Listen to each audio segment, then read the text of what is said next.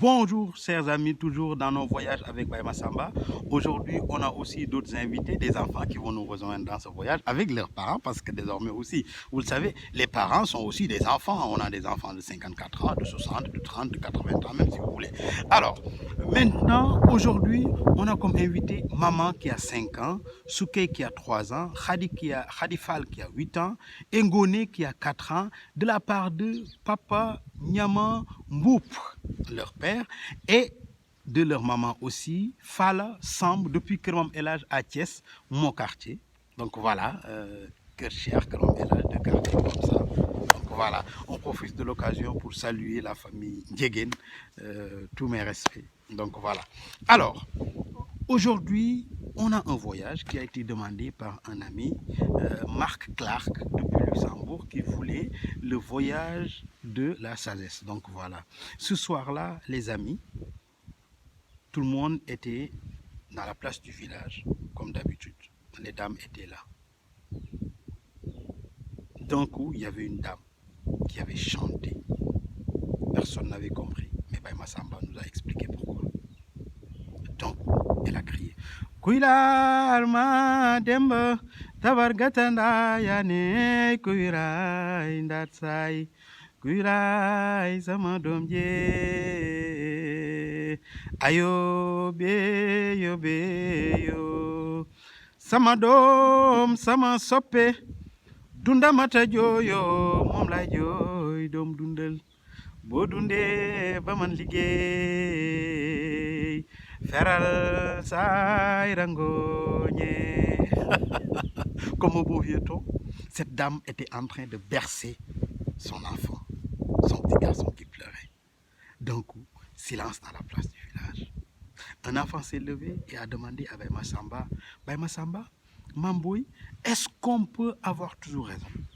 Il lui a dit, c'est difficile. Mais par contre, je vais raconter l'histoire de Mamadou.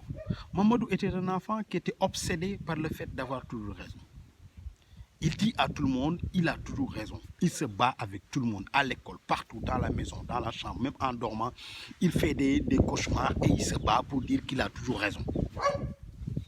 Ah oui.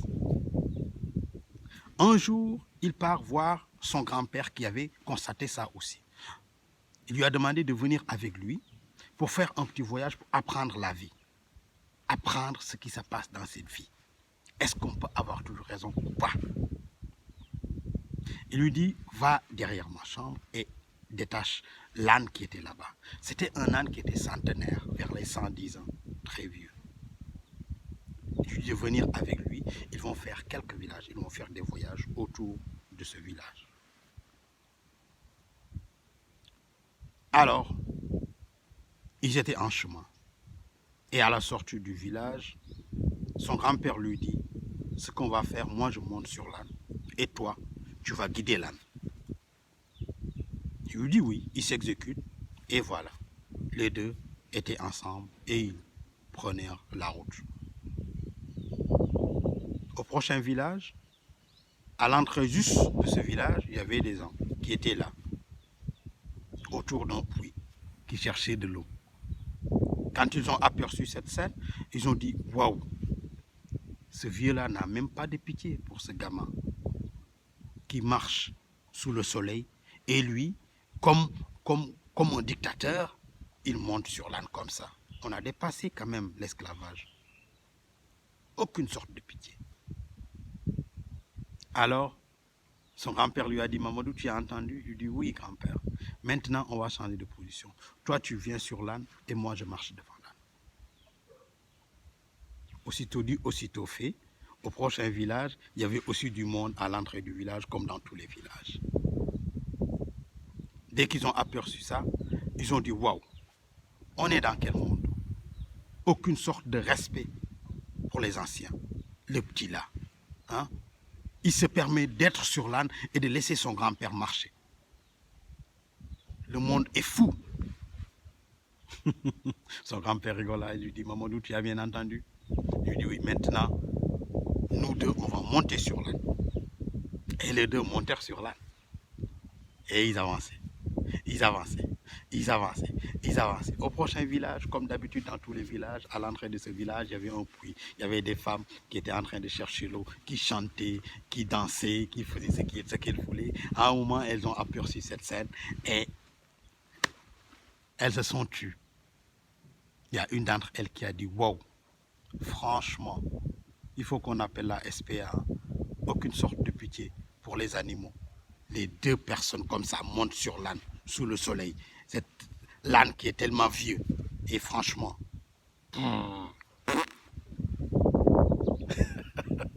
son grand-père lui a dit, tu as encore bien entendu. Maintenant, ce qu'on va faire, nous deux, on va marcher. Et on va juste tirer l'âne derrière nous. Aussitôt dit, aussitôt fait. Mamadou s'exécuta. Et au prochain village, il y avait du monde, comme d'habitude, à l'entrée des villages. Et dès qu'ils ont vu ça, ils ont dit, mais ces deux-là, ils sont fous, quoi. Ils viennent d'un village de fous, quoi. Comment on peut avoir un âne qui est là pour qu'on monte dessus et eux, ils marchent comme ça? Ça ne réfléchit même pas, quoi. Et franchement, mais le vieux là doit être plus intelligent que l'enfant. Hein. Mais ici, on est dans quel monde? Son grand-père lui a dit, tu as bien entendu? Il dit oui. Et alors, qu'est-ce qui reste maintenant à faire, les amis? Moi, je me suis dit, il y a un enfant un jour qui m'a dit, ce qui reste à faire, c'est juste porter l'âne. Et ils l'ont fait, les amis. Ils ont porté l'âne. Le grand-père et l'enfant, ils ont porté l'âne. Au prochain village aussi, ce qui était à l'entrée du village, comme dans tous les villages, il y avait un puits. Les gens venaient pour abreuver leur bétail et tout ça. Ils ont aperçu ça, tout le monde a rigolé et tout le monde a détalé. Parce que vraiment, c'est le comble. Ils viennent direct d'une sorte d'asile, de fou. Alors, son grand-père a rigolé et a dit à Mamadou, tu as vu, dans ce monde, on ne peut pas toujours avoir raison. Ce qui compte dans ce monde, faire tout pour être quitte avec sa conscience. Merci beaucoup les amis. J'espère bien que vous avez aimé. Alors, c'était un spécial dédicace à Marc Clark depuis Luxembourg. Donc voilà. On avait aussi des invités comme Maman qui a 5 ans, Soukey qui a 3 ans, Khadifal qui a 8 ans, Ngoni qui a 4 ans, Papa Diamant, Mbouba Djali. Donc voilà. Et Fala Sam, sa femme. Merci beaucoup. On vous donne rendez-vous demain pour d'autres histoires. Aujourd'hui, on était juste sous notre petit baobab. Respect les amis.